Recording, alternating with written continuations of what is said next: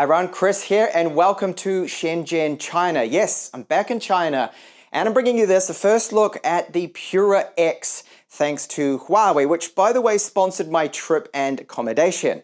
So right now no one's really doing a lot when it comes to the foldable space and especially aspect ratios apart from Huawei. So they did it first with the Mate XT Ultimate, the first trifold. And now with the flip style foldables, yes, they have given us a more standard aspect ratio. And it's a phone to me that makes way more sense when it comes to flip phones and what they really should have been from the start. And fantastic to see that they are still innovating in this space. And yes, they are in a unique position, Huawei, to be able to do this.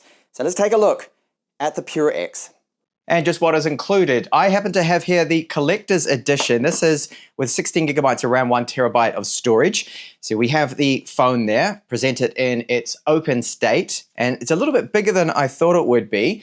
SIM tray tool. And inside this, will we get a case? Hopefully, I can see some paperwork, all in Chinese, of course. And there is a case, which is great to have that included. HarmonyOS NEXT. This is the first device to come with this. And the Type-C to Type-C cable, and our Huawei supercharger. Nice and small and compact, yet it outputs 66 watts. So when I say that the phone is 6.3 inches, that probably doesn't mean a lot to most of you. What is it comparable to? Well, that is a passport, obviously, and you can see it's about the same size, and it certainly is really about the exact same width of that of a passport. So I think that's a great size. So if you want to know what it's going to feel like in your hand, just grab your passport, and that is it. That's the same exact width that you're going to have here with the Pura X. Now, when I fold it in half, it is, well, if I line it up correctly there, you can see just over half that of a passport. Now that included case is a clear hard plastic style one. It offers good protection for the camera module. There is a raised lip around it and protection for the outer screen and all of the corners of the phone, just leaving a gap for where the fingerprint reader and speaker is for obvious reasons. We need access to those. And here we have the Pura X. Now this, when folded, fits in the palm of my hand, as you can see. Very comfortable size. I'm a huge fan of what they've done with this form factor for the flip phones. Cameras on the rear, you can see them there. Now we've got a good collection of cameras here. There is an ultra wide, which is this one right here. That's 40 megapixels. We have the main camera, which is 50 with optical image stabilization. And they've managed to squeeze in this, a zoom camera, which is 3.5 times optical zoom. Now the camera module, you can see, does not stick out that much. So it's a good zoom level we've got, but it's only 8 megapixels there. So digital zoom will not be brilliant once you go over that optical 3.5. And yes, later in the video, I'll give you some examples. Now you'll see here that there is a tiny little speaker. So we've got one speaker there. When folded on the side here, this is the bottom. You can see Type-C port, this being our other loudspeaker, a fingerprint reader on the side, if you're holding it like this. And then we have a microphone, which is also here. So yes, you can, when you have a look here, there is another microphone. So you can hold it and place this part up against your ear, as I'm doing now, and you can place calls with it folded. Now, because I have the collector's edition, this is a little bit lighter. We have the vegan leather on the back, and this gives it a nice bit of texture to it. Some grip there. You can see the Huawei logo.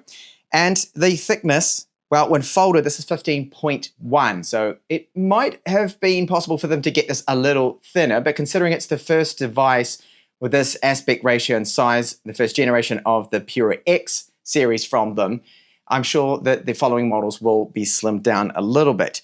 And the weight, well, because of that vegan leather, well, it's 193.7 grams. The other models with the glass back, slightly heavier at 195.9 grams. Now, build quality, typical Huawei, it is very good. You can see those antenna lines there with our metal frame.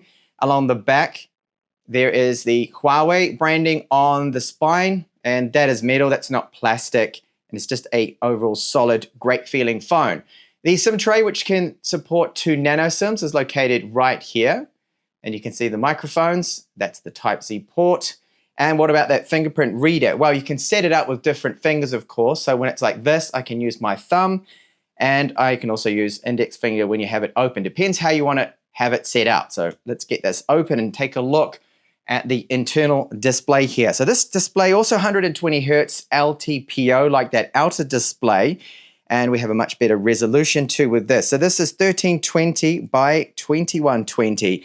And we have a 16 by 10 aspect ratio. And this thing, it just gives me that nostalgic feel of the Mi Max series that I first reviewed in the channel so many years ago from Xiaomi. If you're one of my original followers of those videos and that series of phones, well, it's like having the Mi Max all again. And I'm really for this. The wider screen, 16 by 10, so you get very slim bezels when you are looking at 16 by 9 content. And there is a noticeable crease, yes, but it's not too bad. And can you feel it when I run my finger over? You can. And I would say that this crease is definitely better than the Samsung Flip and other flip phones. Definitely better than the Samsung, even the Samsung Z Fold 6 that I've also covered. And we have a front-facing 10.7 megapixel camera here with the cutout right in the middle. So very nice. And I'm just loving the size of that. Just how it fits in my hand. I think it's really comfortable. And for people that love to take a lot of selfies, well, with the outer screen here, let's get it to do the face unlocking. Outer screen here, you can launch then the camera, okay? And you can take your photos and whatnot. I'll show you those samples soon, as I mentioned in this video. And you can fit that nicely in the palm of your hand, which is absolutely fantastic. The size of it, I think they've aced it. So the screen, when it is open, you'll see that there is this little bezel here that goes around. So when it's closed, there's no way that even if a little bit of grain of sand was in there or some salt or something, that it will not end up rubbing against there. And of course, the clamshell style to this being a flip phone, that when it's closed, that inner screen is protected really good. Nothing is exposed. And okay, it is a little thick, yes, when folded. And as I said before, I think that Huawei could probably get this a bit slimmer. I mean, take a look at their trifold, the Mate XT Ultimate, that is quite a bit thinner there, and they have the resources and they can do that. They've got the experience, but for the first gen, I think it's pretty good. So unfolded, that is then 7.2 millimeters, which I think is still very good, and the build quality, phenomenal. How does the hinge feel? Well, when it snaps open like that, the last area will spring up, okay, and it will hold that. But the hinge does allow us to use the phone itself as a tripod, as you can see me demonstrating here very quickly. So you can use that to prop it up to take selfie images or record maybe video, and it's going to be great for that.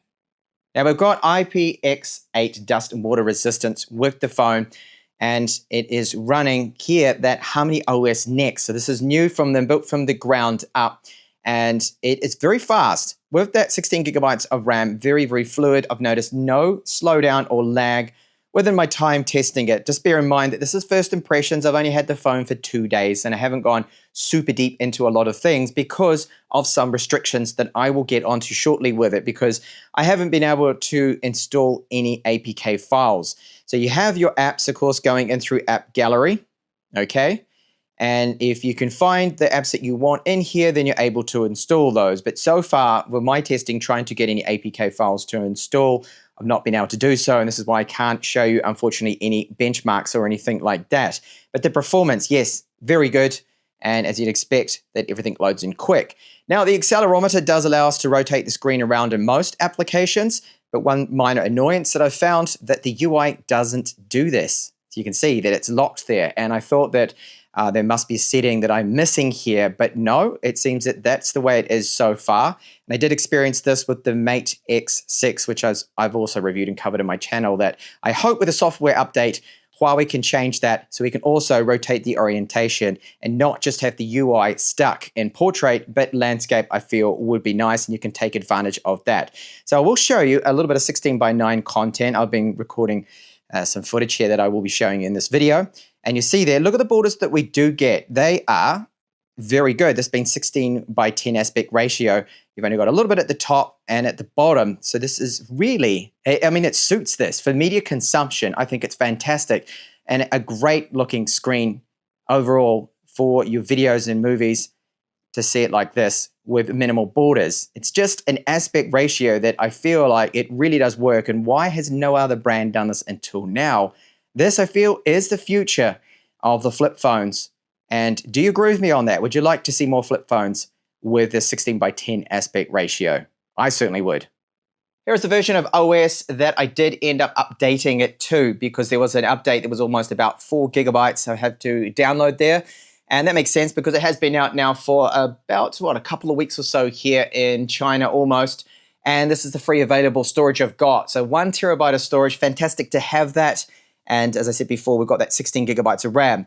Now, I believe it does start with the storage with the standard version, that's been the collectors, of as low as 256 gigabytes. Remember, that is not upgradable. And here is the issue, which is restricting me from installing any APK files, which is a bit of a problem. So I hope this is going to get a global release. And I believe that Huawei is maybe considering this. I don't know officially. I'm just thinking that this is probably what they're going to do, is to see how it goes in the local market here before then possibly later in the future having a global release of this fantastic phone. And I really hope it does happen, because I'd love to see this outside of China.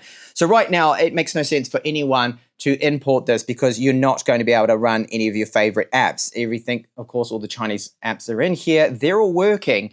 But if you try to find anything that's outside of their ecosystem, outside of App Gallery, then this is the current issue, just not being able to install anything. Both of the screens are usable in direct sunlight, as you can see now, so there's no issues for me to use them, make them out, and I did not experience any problems with the screen suddenly dimming down or the device getting hot. Now, that inner screen can get up to 2500 nits, and it is very clear and legible. Battery capacity is very good, considering it's a flip style foldable, so 4,720 milliamp hours. We get the 66 watt wire charging, 40 watts wireless 2 with it. So the outer screen, it is possible to reply to text messages, as I am right here. So that's good that we can do this if you wanted to. I would probably open up the phone and just use that, because it's a little bit more comfortable. So you have some limitation with the apps on the outer screen that are going to fit into this. You can see the gallery camera we've got there. You can have your wireless payments, calculator and whatnot, a few, and you can customize this outer screen. So very similar to what you get with, say, any other foldable or the book style foldables, that you have your different configuration for your widgets and your apps on the outer compared to what we have with the inner. So it's a practical and usable outer screen. It's not like you're going to just ignore this and only use it for looking at notifications and whatnot. No, you can do quite a bit with this outer screen.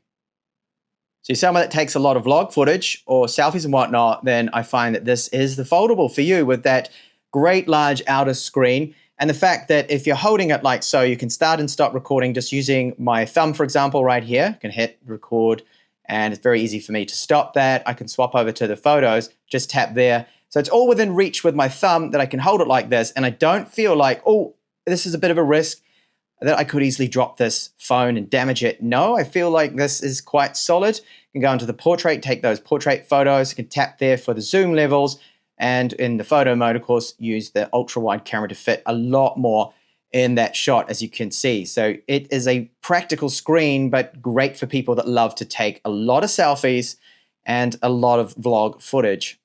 Camera app, if you're interested, I'll just quickly show you. You can see the different cameras, the presets there. So we have our ultra wide, the 1x, 2x digital zoom preset, and the 3.5 times optical, 5x. And when you do the 5x, of course, we're using a lot of digital zoom. So it's not going to look as good as just using 3.5 times. The Pro mode gives us a lot of different options. We have the ISO, white balance, manual focus mode, shutter rate, standard there, and options there for the white balance too. So that's all good. And we have JPEG or RAW. If you want to shoot some RAW photography, you have that option there, which is great. We've got different filters.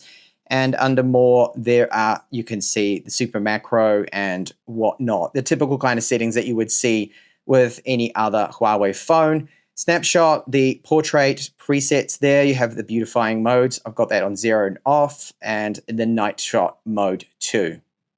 And over to a quick preview of the camera. So this is the inner camera, 10.7 megapixels. It can shoot 4K 30, which I'm recording in right now, and 4K 60 frames per second. It's using electronic image stabilization. However, you're better off using the outer cameras versus that inner one, because of course you can use the outer screen and it's perfect for vlogging and people that love taking selfies. So right now I'm shooting with the 40 megapixel ultra wide camera.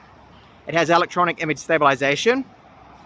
Beautiful day here in Shenzhen, nice and warm. It's about 26 degrees at the moment. And now the main camera, 50 megapixels with optical and electronic image stabilization. And I can go over to the 3.2 times 8 megapixel zoom camera. So it's great to have 3.5 times optical, considering the camera module is quite slim. And there is a 5 times preset, which I'll use now, and you can see the quality has degraded somewhat a little bit. So the real strength for video performance is that main camera and then the ultra wide. How about stills? Unfortunately, I accidentally deleted all my low light footage and some other great shots. I had to quickly run out and get these right now, but what you can take with the main camera, the ultra wide, does look excellent. Portrait photos are good. A little bit of oversaturation with some brighter colors like that flower that I first showed you. Indoor photos look good too. And what about the zoom? So this is our ultra wide, 40 megapixels. Then I go over to the main camera, our best quality camera, that is f1.62, the aperture. This is now the 3.5 times optical zoom camera, 8 megapixels. And I take it then to the 5 times digital preset. So decent cameras with the Pura X. Audio with our Pura X is very good. I like the loudspeakers. They sound great. There's a bit of bass to them. I'll give you a sample shortly. So the haptics do feel all right on this phone. I like the vibrations we get from it. The earpieces, there's tiny little slit at the top there. We have the speaker down the bottom and then that one on the back of it. So the sample I'm going to play now is at 100% volume.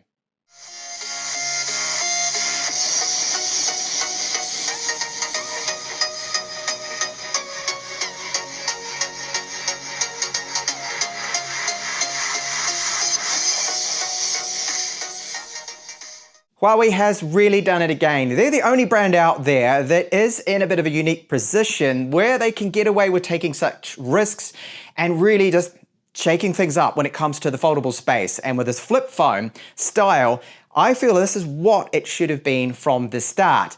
The 6.3 inch and the wider 16:10 aspect ratio of this inner screen is absolutely fantastic to use, great for media consumption, and it really brings me back to the days. I was one of the first adopters of the phablet style phones. I bought that first Galaxy Note, and a lot of people looked at me using it and thought it was absolutely ridiculous. And that's, of course, where they got that phablet name, because it was basically a phone and a tablet in one, and people said it was too large.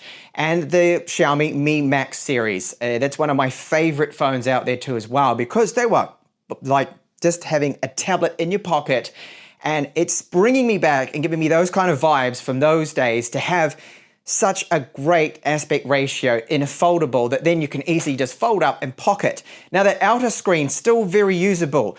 The only thing with the phone, when it comes to the fingerprint reader and the orientation of it, it takes a little while to get used to, because sometimes, okay, when you've got it like this, you can use the thumb to unlock it. And when you've opened it up, if you forget to do the finger unlock, then it might be a little bit more awkward. But it's only just half a day or so and you start to get used to it. Now it works really well. The folding mechanism feels excellent, and it's typical Huawei build quality here that it is really superb. It's excellent. It's not the thinnest device out there, but you have to remember this is the first generation too as well of this style, and they are taking a risk.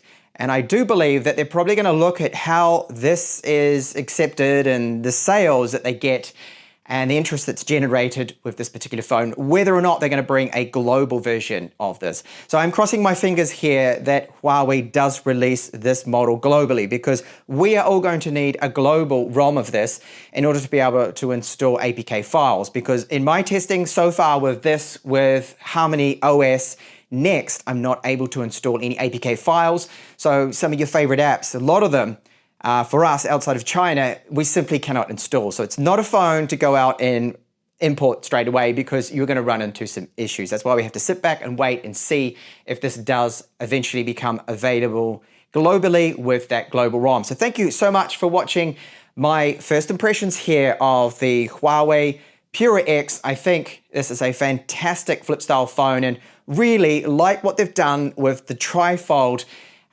bringing us foldables that I believe are just overall better when it comes to the form factor, and those aspect ratios they're giving us are being more of a standard aspect ratio.